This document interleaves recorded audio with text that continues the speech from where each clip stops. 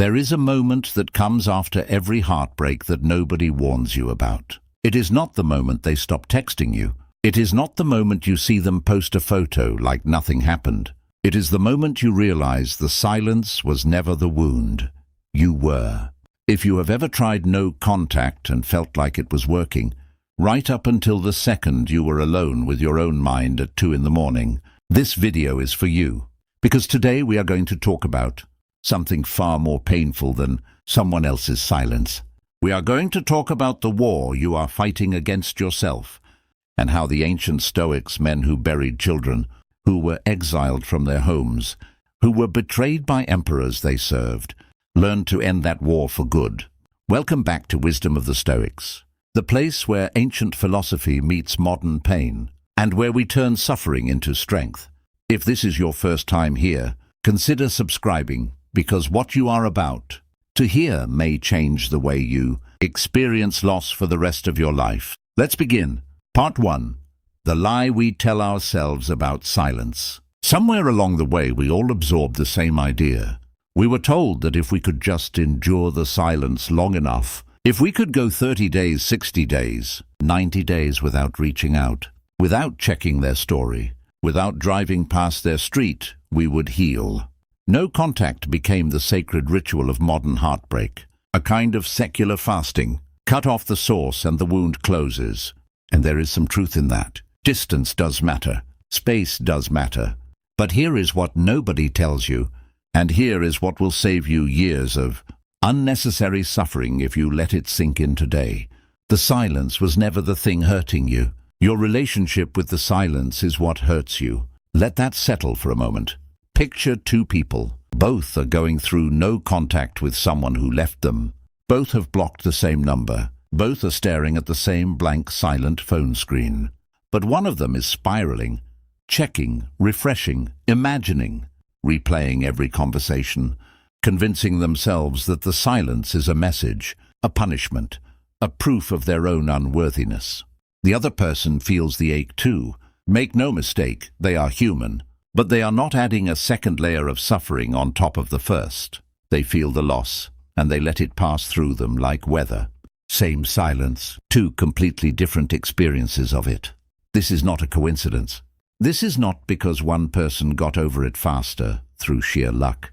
This is because one of them, knowingly or not, was practicing something the Stoics discovered over 2,000 years ago, a truth so simple that it sounds almost insulting the first time you hear it, and yet so profound that entire lives have been rebuilt around it. Epictetus, a man who spent the first part of his life enslaved, who had his leg broken by a master's cruelty, who owned nothing, who had every external freedom stripped from him, wrote something that should be tattooed on the inside of every heartbroken person's eyelids. He said that people are not disturbed by things, but by the opinions they hold about those things. Read that again. People are not disturbed by things, but by their judgments about those things. Their silence is a thing. It is neutral. It is simply an absence of sound, an absence of messages, an absence of contact. It has no opinion about you. It carries no verdict. It is not sitting there deciding that you are unlovable, unworthy, forgettable. Silence cannot do that. Silence cannot do anything at all. It is you, in the privacy of your own mind, who takes that neutral silence and builds an entire courtroom around it. You become the prosecutor, the jury, and the condemned all at once. You take a blank space and you fill it with the worst possible interpretation your mind can conjure, and then you suffer as though that interpretation were fact. This is the hidden violence of heartbreak. It is not what they did.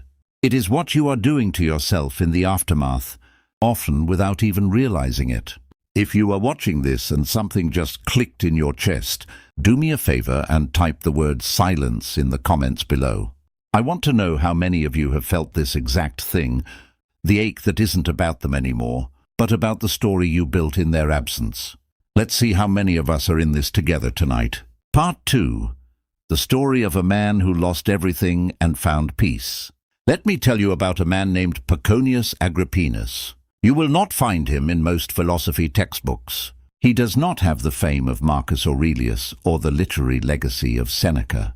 But Epictetus, his student, told a story about him that has survived for 2,000 years because of how astonishing it is. Agrippinus lived during a dangerous period in Rome, when the Emperor Nero was hunting down anyone he perceived as a threat, exiling or executing senators on a whim. One day word reached Agrippinus that his own trial before the Senate had begun in his absence. He was going to be judged, likely exiled, possibly worse. And how did this man respond to news that would send most of us into a spiral of panic and dread? He said, "Well, let us go and take our exercise." He went to the gymnasium. He worked out. He lived his day exactly as he had planned it. Later a message arrived. He had been condemned. Exile was his sentence. His response? To Rome or to Aricia? Meaning simply, where shall my exile take me? Let's have lunch first. When someone expressed shock at how calmly he was taking the loss of his homeland, his position, his entire former life, Agrippinus responded with something extraordinary. He said that Rome was not his true country, but only the place where he happened to be born. His real country, the one that could never be exiled from him, was the one he carried within, the one built from his own character, his own judgments, his own choices. Now here is the connection I want you to sit with. Agrippinus was not hurt by the exile. He was hurt, if at all, only by what he decided the exile meant. He refused to hand his peace over to a piece of news, to a verdict from a senate, to circumstances entirely outside of his control. His body could be relocated, his property could be seized, but the part of him that mattered most, his judgment, his character, his inner citadel, remained entirely his own, untouched. This is precisely what is available to you right now, in this exact moment, regarding the person who has gone silent on you. Their silence, like Agrippinus's exile, is a fact. It happened. You cannot undo it, and dwelling on whether it is fair or unfair changes nothing about its existence. But what you decide it means about you, about your worth, about your future, about whether you are somehow broken or unlovable, that is not a fact. That is a story, and you are the author of that story, whether you realize it or not. Most people never realize they are the author. They think the silence is writing the story for them. They think the absence of a text message is dictating the terms of their self-worth. But it never was. It never can be. You have been the author this entire time, and the moment you understand that, everything begins to shift. Part 3. Why the pain of rumination is worse than the pain of loss. I want to introduce you to a distinction that will change how you understand your own suffering. There is a difference between pain and suffering. Pain is what happens the moment you learn someone has left you. The moment the silence begins, the initial jolt to the system. That pain is real. It is biological. It is almost unavoidable. And the Stoics never claimed we should feel nothing. Even Marcus Aurelius, the philosopher emperor, admitted to grief. He was human. He lost children. He wept.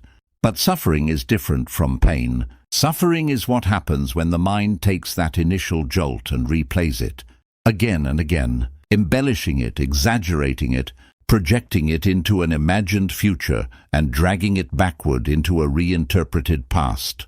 Suffering is the story you tell about the pain, told over and over, each retelling adding a new layer of despair. This is what modern psychology now calls rumination. Though the Stoics understood the mechanism long before it had a clinical name, Marcus Aurelius wrote to himself, in the private journal we now call Meditations, a reminder so simple it is almost shocking, that if you are distressed by anything external, the pain is not due to the thing itself, but to your estimate of it, and this you have the power to revoke at any moment. Think about what he is really saying here. The silence happened once. It is a single event, but your mind, left unchecked, can replay it 1,000 times a day. Every replay is a fresh wound you are inflicting on yourself voluntarily, even though the original event is long over. The person who hurt you had one opportunity to hurt you. You, through rumination, are giving yourself that same wound over and over, sometimes for months, sometimes for years, long after they have moved on entirely unaware of the war raging inside your head. Doesn't that infuriate you a little when you say it out loud like that? They get to live their life, while you are the one still holding the knife, sinking it into the same spot again and again, calling it love, calling it grief, when really it has become self-inflicted punishment. This is the moment I want to challenge you, not gently, directly. How many times today have you replayed the same memory, the same message, the same imagined scenario of what they might be doing right now? Each replay was a choice, even if it didn't feel like one in the moment.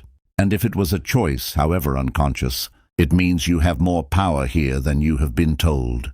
If this is hitting close to home, I want you to comment the words, "I see it now," below. Not for me, for you, because naming a pattern out loud is the first step to breaking it, and I want you to have a record, a moment in time, where you admitted this to yourself. Part 4. The dichotomy of control and the person who left. Epictetus opened his entire philosophical framework with a single, deceptively simple distinction. Some things are within our control, and some things are not. Within our control are our judgments, our desires, our aversions, our own actions, in short. Everything that is truly our own doing. Not within our control are our bodies, our property, our reputation, and crucially, other people, their choices, their feelings, and yes, their silence. Here is where most heartbroken people go wrong, not out of stupidity, but out of a very human and very understandable confusion. They spend all of their energy trying to control something that was never controllable in the first place. Another person's feelings, another person's choice to stay silent, another person's willingness to explain themselves or come back. You cannot control whether they text you. You cannot control whether they think about you at 11 p.m. the way you think about them. You cannot control whether they regret it, whether they miss you, whether they ever reach out again. None of that has ever been within your power, not for a single second. No matter how much energy you pour into hoping, checking, waiting, or interpreting. What is within your power is entirely different, and it is frankly far more valuable. You control how you interpret their silence. You control whether you use this time to rebuild yourself or to dismantle yourself further. You control what story you tell about your own worth. You control your next action, your next thought, your next breath, and the meaning you assign to all of it. Epictetus put it bluntly.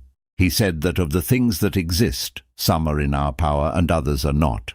He warned that if you think only the things in your own power are your own, and what belongs to others remains as it truly is, belonging to others, then no one will ever be able to compel you or place any obstacle in your way. You will find fault with no one. You will accuse no one. You will do nothing against your will. No one will harm you, and you will have no enemy. Notice what he is not saying. He is not saying pretend you don't care. He is not saying suppress your feelings or numb yourself into some emotionless robot.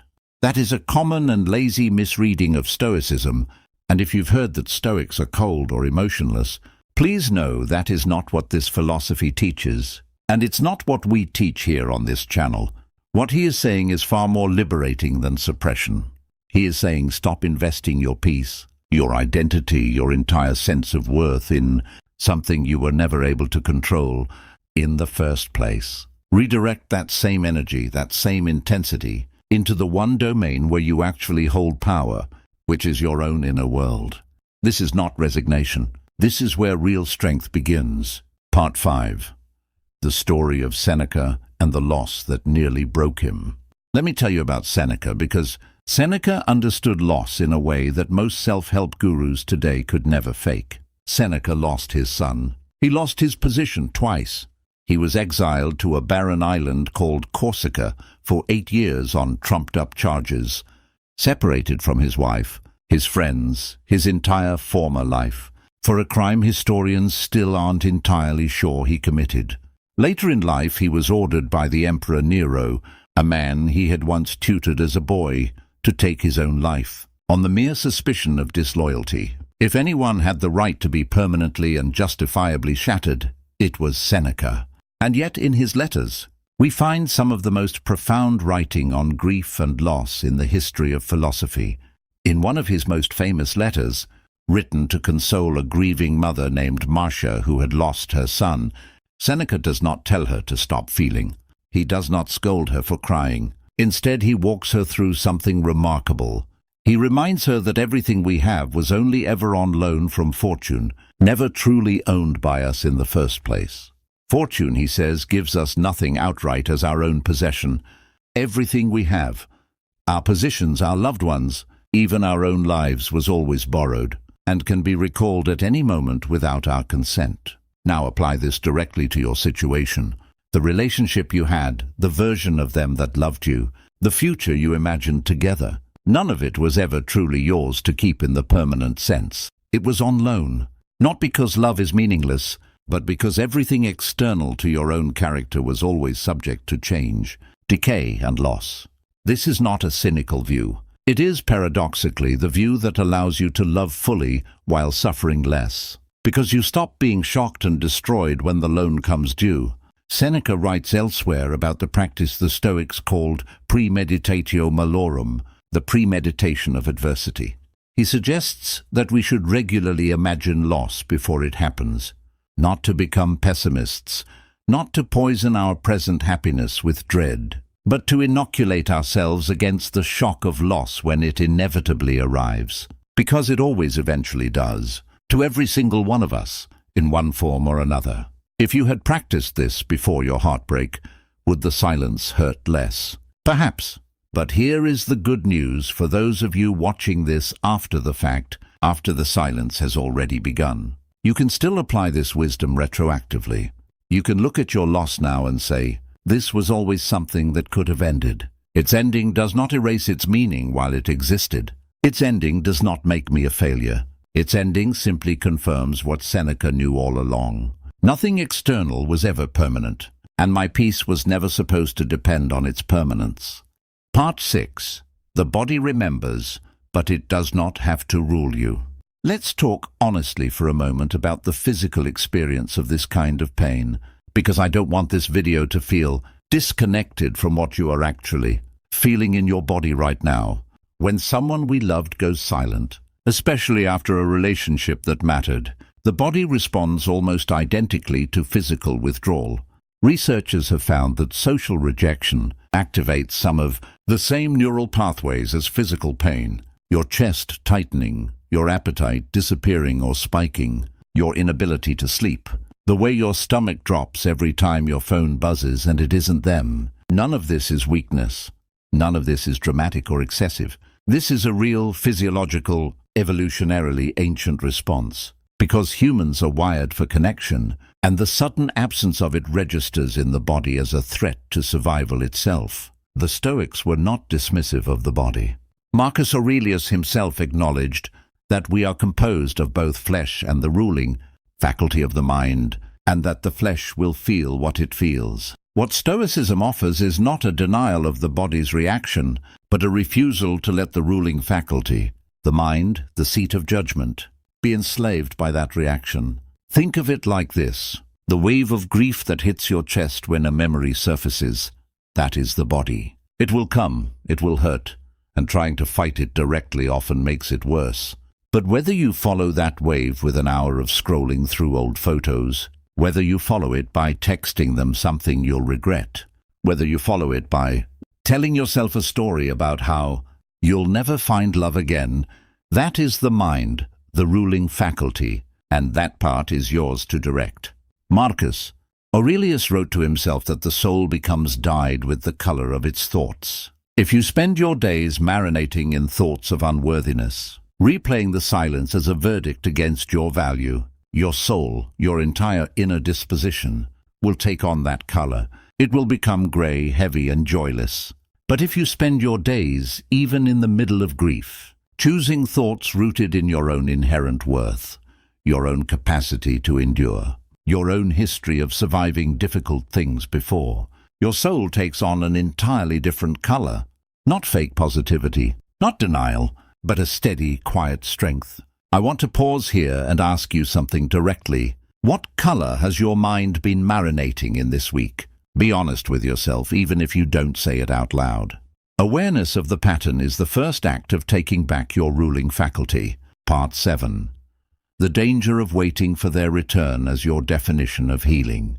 There is a trap that catches almost everyone who goes through no contact, and it is subtle enough that most people don't notice. They've fallen into it until months have passed. The trap is this: secretly measuring your own healing by whether they come back. You tell yourself you are doing no contact for you, to build your own strength, to rediscover your own life. And on the surface, that's true. But underneath, if you are honest, there is often a quiet hope humming in the background. A hope that if you do this well enough, if you become impressive enough, if you heal visibly enough, they will notice, they will regret leaving, and they will return. This is where the ancient philosophy becomes almost uncomfortably direct with us. Epictetus would ask you plainly, whose approval are you actually seeking? If your entire process of self-improvement is secretly aimed at their eventual validation, then you have not left the relationship at all.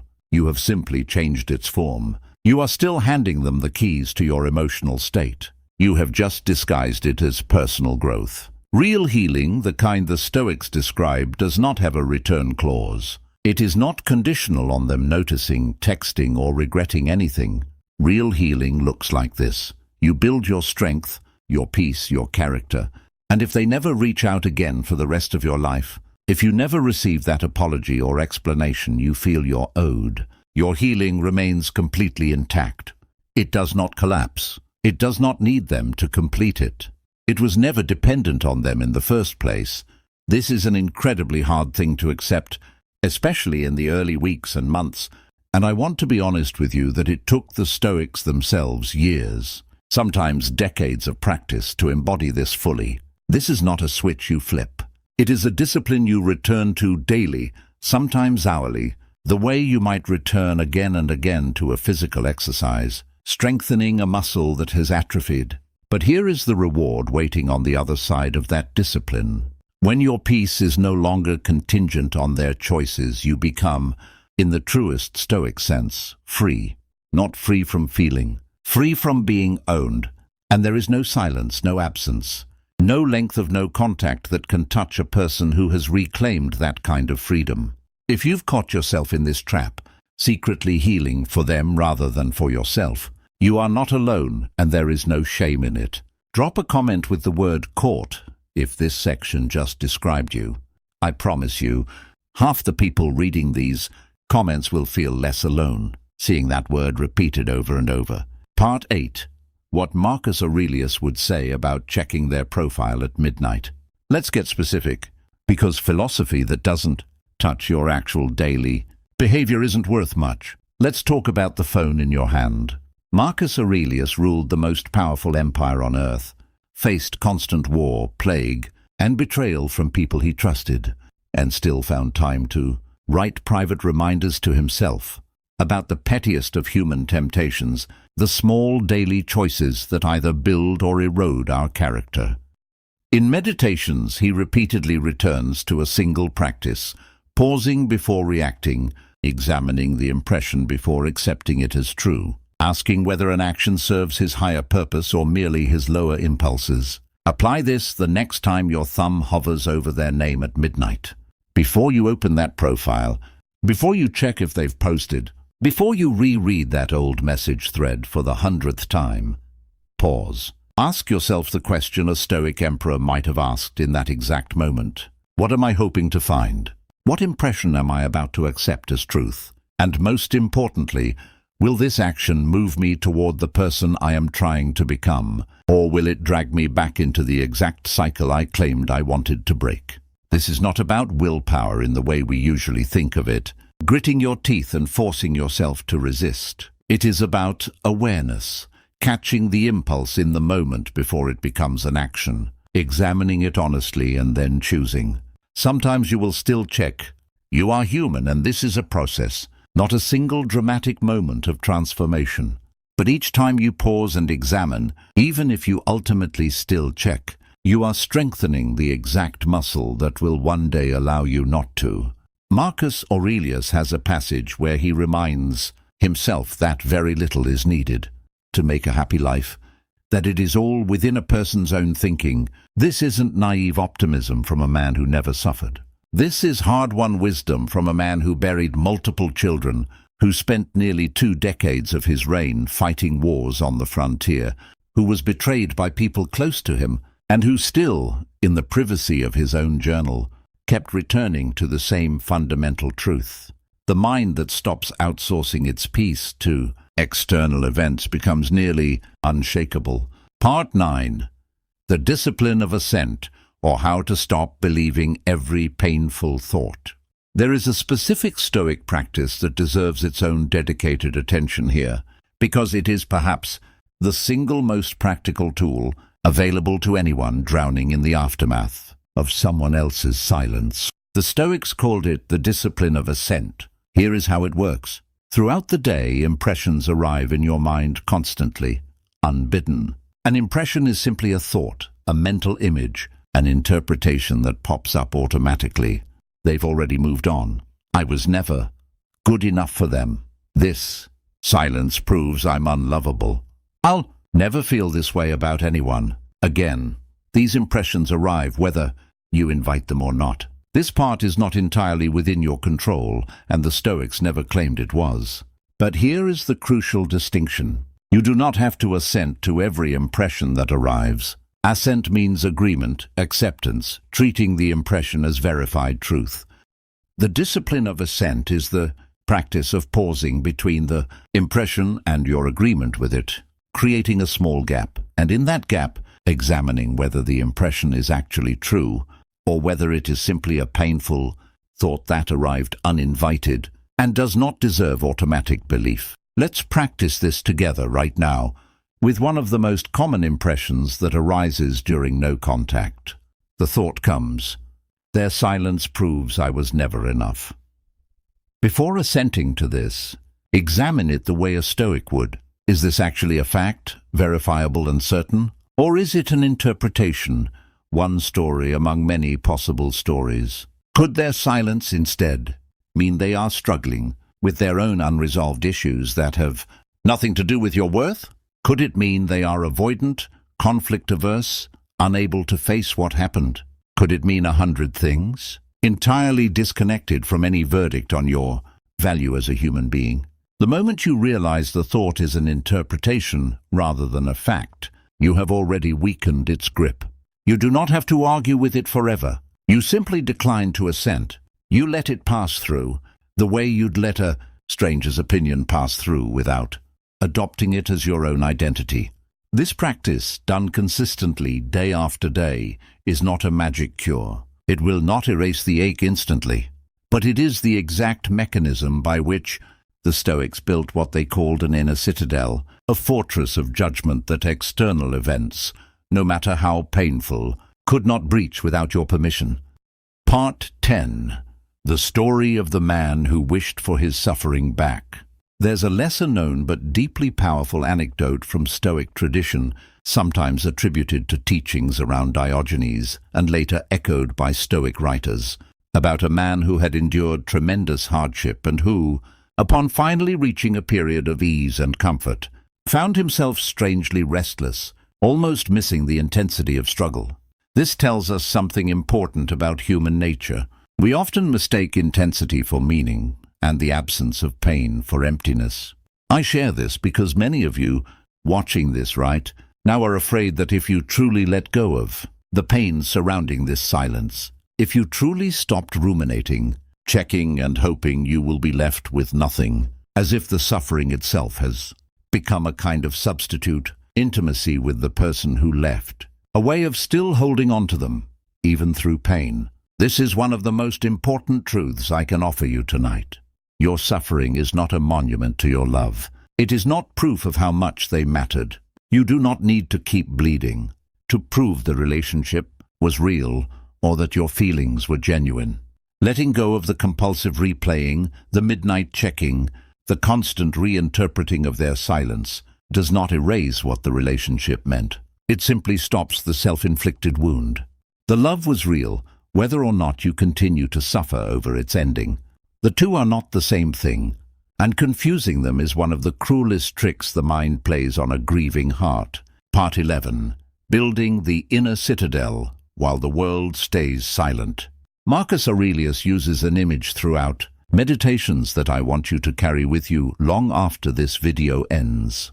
He describes retreating not to the countryside, not to the mountains, not to any physical location, but into himself, into his own soul, as a place of retreat more peaceful than any external location could ever provide. He writes that nowhere can a person find a quieter or more untroubled retreat than in their own soul, particularly one who possesses within themselves the kind of resources that, the moment they gaze inward, immediately produce complete ease.